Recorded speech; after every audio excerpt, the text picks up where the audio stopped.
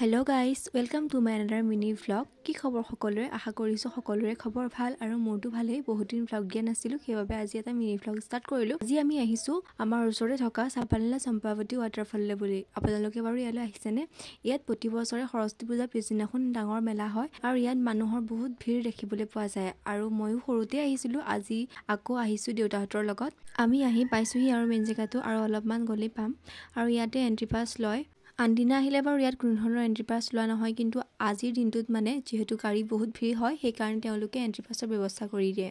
আৰু এফালে সেয়া দেখিছেনে ইমান গাড়ীৰ ভিৰ আজিৰ দিনটোত মানে সকলোৱে তাত পিকনিক খাবলৈ বুলি যায় বহুত দূৰৰ পৰা মানুহ আহে বাৰু আমিও আজি গলো পিকনিক খাবলৈ বুলি। ইয়াতে তেওঁলোকে পাৰ্কিঙৰ ব্যৱস্থা কৰি দিছে আমিও গাড়ীখন পাৰ্কিং কৰি লৈ ইয়াক খোজকাঢ়ি গৈ আছো কাৰণ মেইন জেগাটোলে ইয়াত গাড়ী সোমাব নিদিয়ে সেইকাৰণে আঁতৰতে গাড়ী ৰাখি খোজকাঢ়ি যাব লাগে আৰু আমাৰ বস্তুপাতিবোৰ বৰ্তা দেউতা আৰু ভাইটিহঁতে লৈ গৈ আছে আমি বাৰু লোৱা নাই দেই। আনদিনা বাৰু ইয়াত গাড়ী জেগালৈকে নিব পাৰি কিন্তু আজিৰ দিনটোতে খালি গাড়ীখন আগলৈ নিব নোৱাৰি কাৰণ যিহেতু মেলা হয় আৰু মানুহৰ বহুত ভিৰ হয় সেইকাৰণে প্ৰশাসনিক বিষয়াসকলে 1 কিলোমিটাৰ আঁতৰত গাড়ীবোৰৰ পাৰ্কিঙৰ ব্যৱস্থা কৰি দিছে।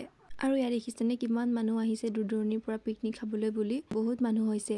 আমিও জেগা বিচাৰি এতিয়া পালোহি এইটো জেগা আৰু আনফালে দেউতা আৰু বৰ্তাজনে পাহাৰৰ পৰা খৰি আনিছে ভাত বনাবৰ কাৰণে। এইফালে এতিয়া মই চব্জিখিনি কাটি দেউতাহঁতক সহায় কৰি দিছো আৰু দেউতাহঁতে বাৰু বনাব এয়া জুই ধৰিছে আৰু বনাবৰ কাৰণে।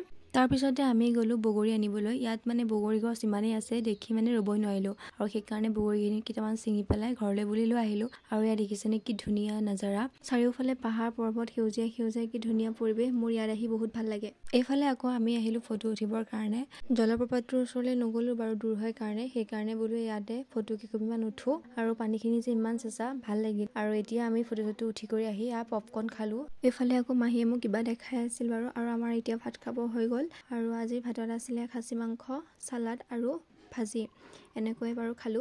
খাই কৰি হোৱাৰ পিছত এয়া মাহীয়ে কিবা কৈ আছিলে শুনকচোন কি কৈছে